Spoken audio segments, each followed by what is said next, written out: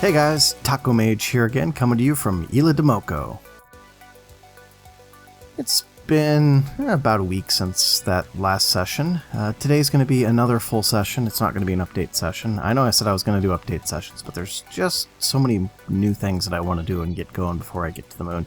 I am progressing on the moon front while I do all this other stuff, but I want to show you this stuff as I'm doing it, even though I am working on the moon in the background. I'm expecting to probably do the moon in the next week, maybe week and a half. It's actually not going to take much to press the moon at this point. Probably maybe a good solid play session, maybe 2 solid play sessions in order to get there. I've actually got all the materials. I just have to build all the machines, make all the prep work, and then actually put together a rocket and launch it.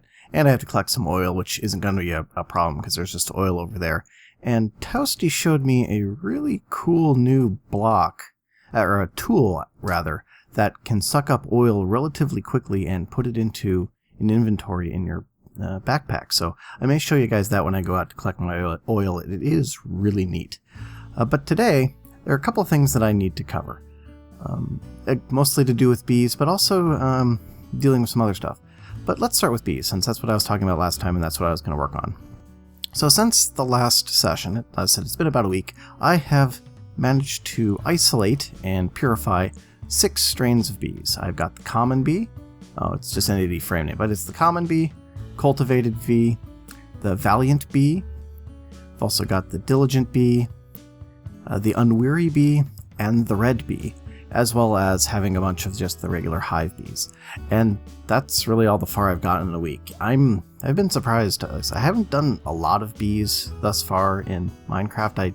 And generally, in the past when I've done bees, I've done it in a way that people give me already cultivated, like, super bees, and then I just go from there, putting them in an apiary and just letting them do their thing. But this is the first time I've done it from scratch, trying to keep to the vanilla breeding style, and it takes a long time. Generally, about 2 to 3 hours in order to isolate a single mutation strain.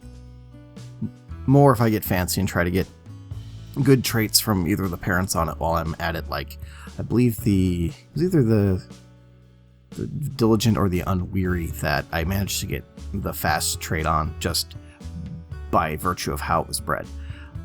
So yeah, that's progressing. I have hit a snag though, and that snag is that let's come over here to, as you can see, I've changed my bee area just a little bit. I now have an AE system to hold all of my bees. I've just been keeping all my bee stuff in here. As you can see, I got just loads and loads and loads and loads of bees. Here's my apiary's chest. I'm now using this to keep a full set of any strain that I isolate, as well as a full set of like the hive bees, like this forest princess, and I've got a modest up here. The valiant, I was so lucky to get. I wasn't lucky to get. I spent probably 4 hours just searching hives until I finally got a valiant princess and a valiant drone, and then I bred them out. I'm going to need those for later.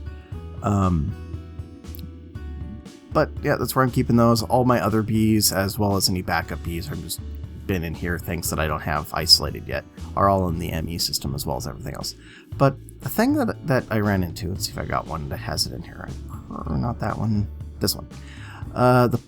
The biome override upgrades, or the emulation upgrades. I was kind of going on the assumption that those included mutations, but as it turns out, they do not. The emulation upgrades do not allow you to do biome-specific mutations, so I ran into that when doing the rural bee, and let me pull up the rural bee real quick. Well, I'm in cheat mode. We recently updated the pack, and I guess I never turned it off again. The rural bee, and I did it again. What the heck? Oh. Come on, recipe mode. There we go. The rural bee, there we go, requires breeding in a plains-like biome with a diligent and meadows bee. Had both of those, and I sat at an industrial apiary while doing other things around the house, chores, making my lunch, things like that.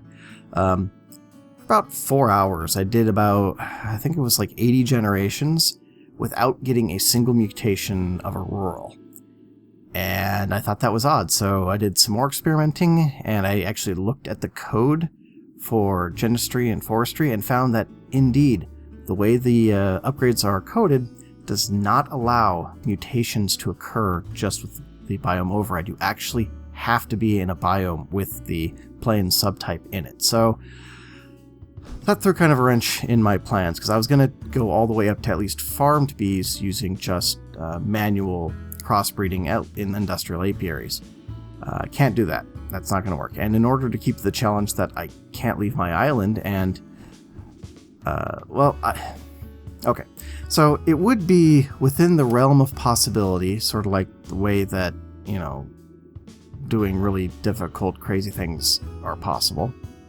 But it would be within the realm of possibility to actually extend my base out to a place where I can get these crosses done.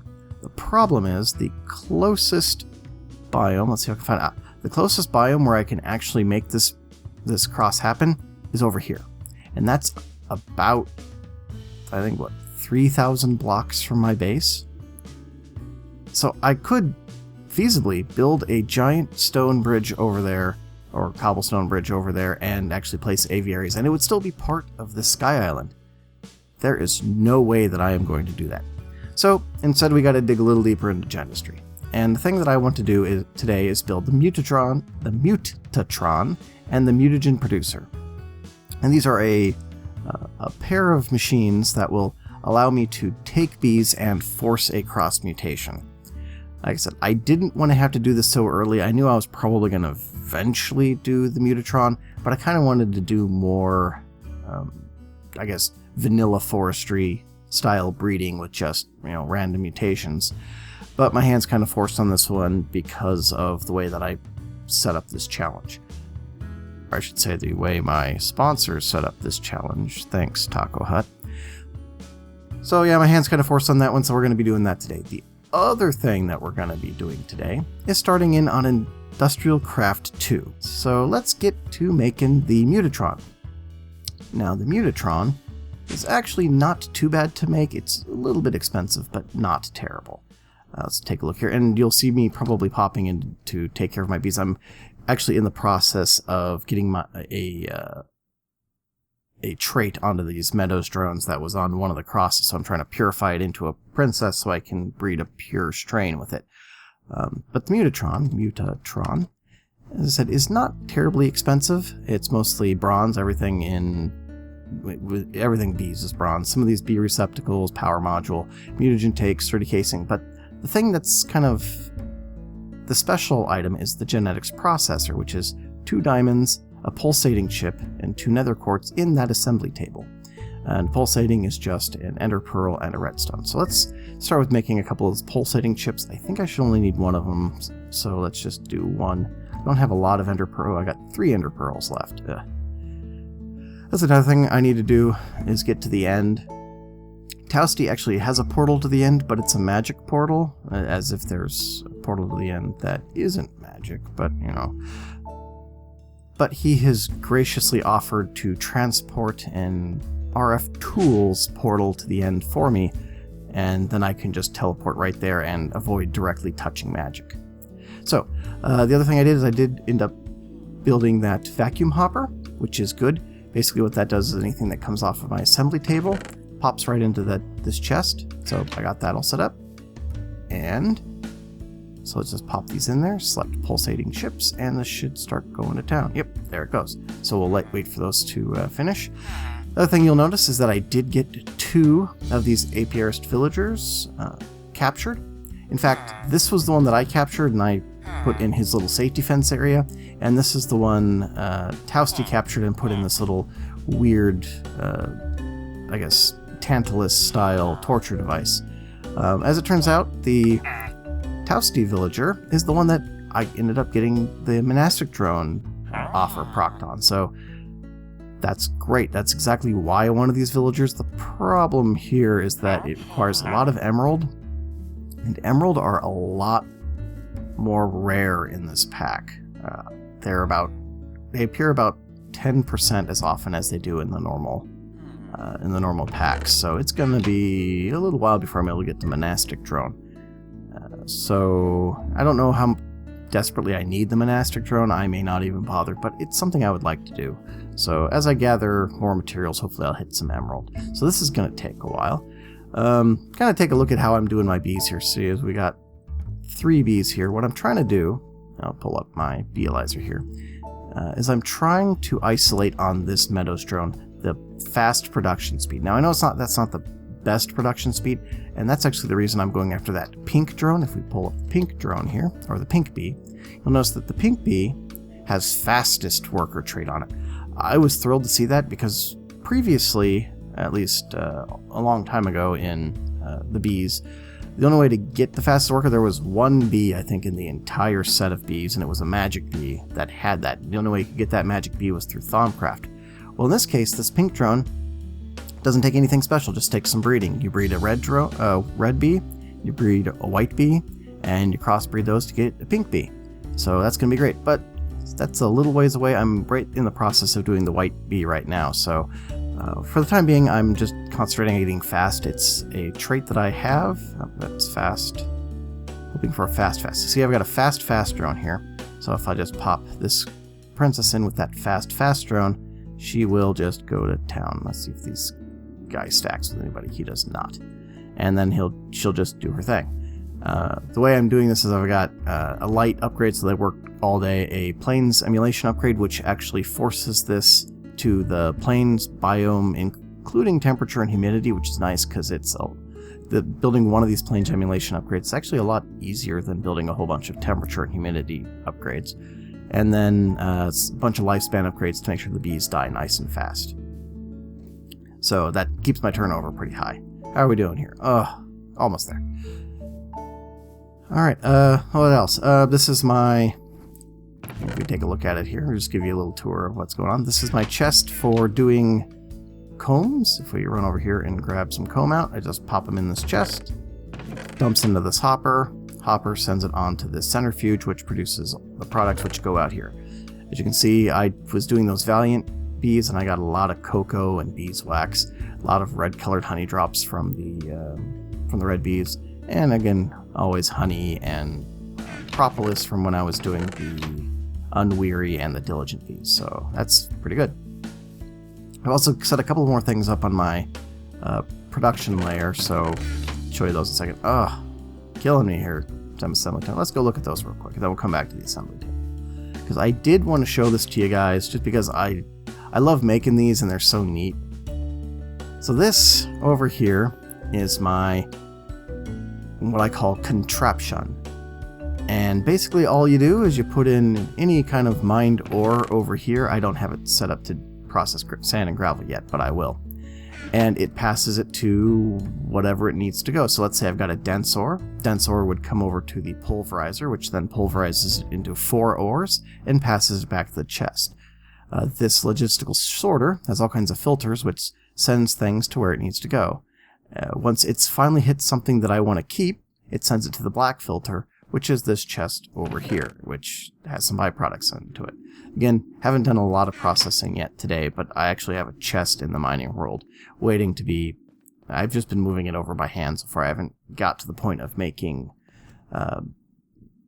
tesseracts due to that lack of ender pearls, which is something I need to deal with. I was hoping to by now be swimming in ender pearls with an ender pearl farm.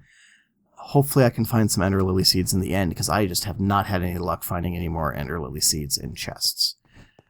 And over there is just my automatic setup for making glass. And the reason I've been making lots of glass is that I've been slowly, and I'm getting there, encasing my slime island in a glass shell.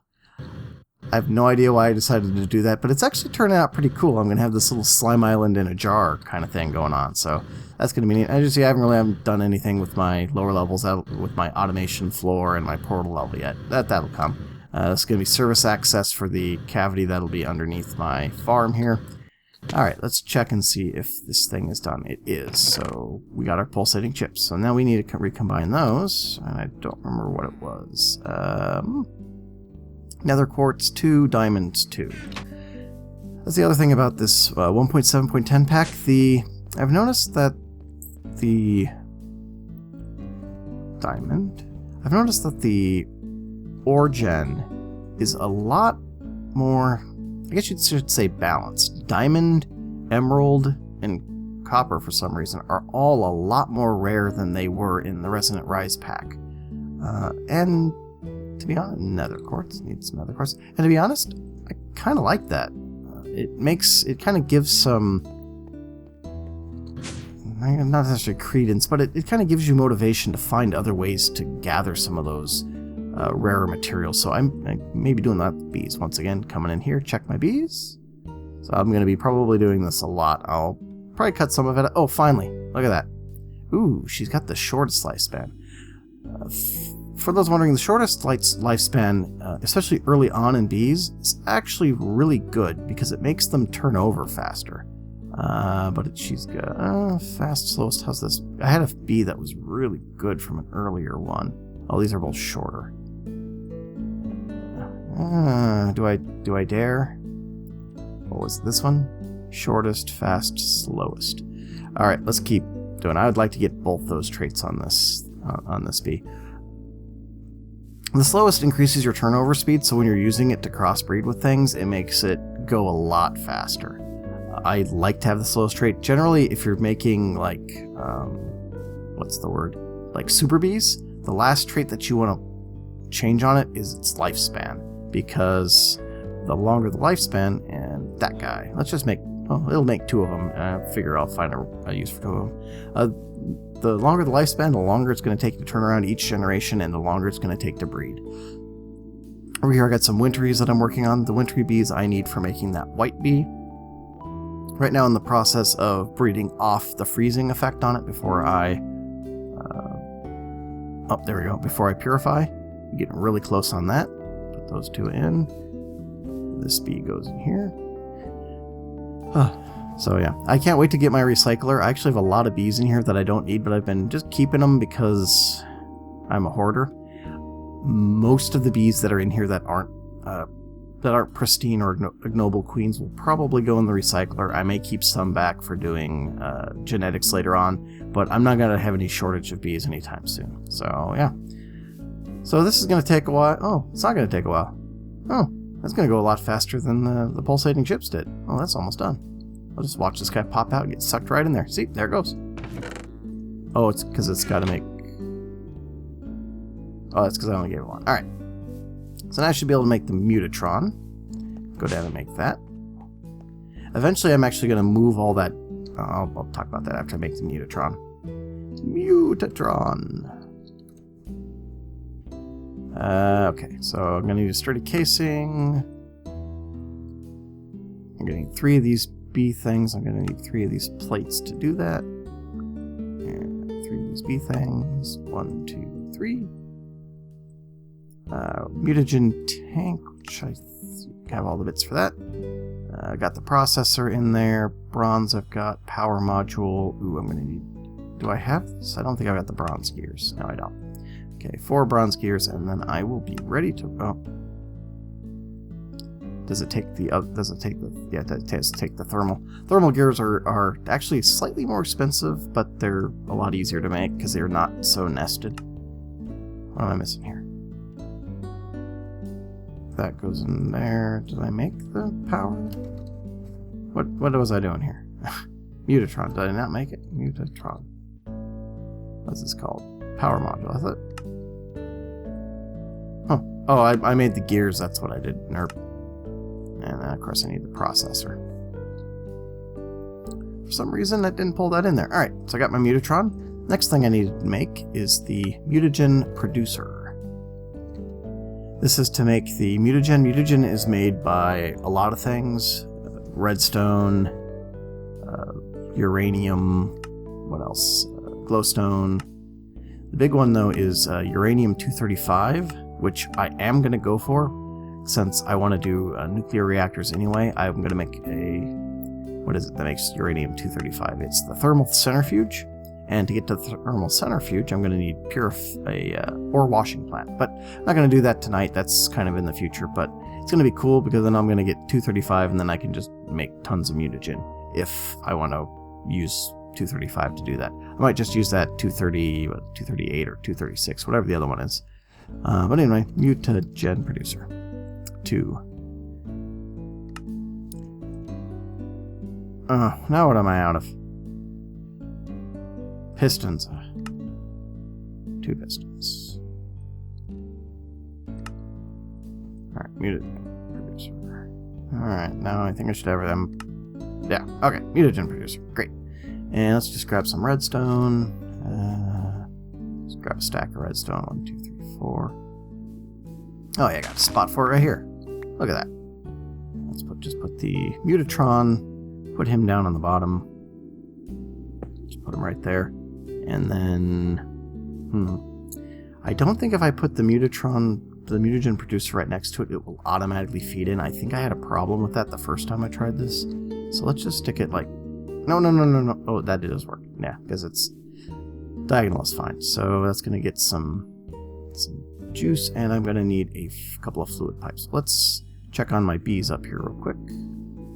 Alright, so go there and there. Get my configurator. Set this to pull. Good. And that should just go right in. So if we stick our redstone in there, it will slowly turn that into mutagen. So, getting a little bit of mutagen in there. This is going to take quite a while, I see. What is going on here?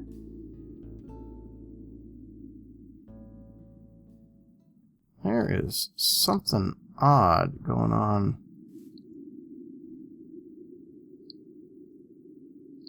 Alright, well, let's set this to... Huh. There's something not right going on here. Does it just run continually? What is going on? Alright, well, I've got to figure this out, and it might be that it just doesn't like the mechanism, or maybe it needs to... That is weird.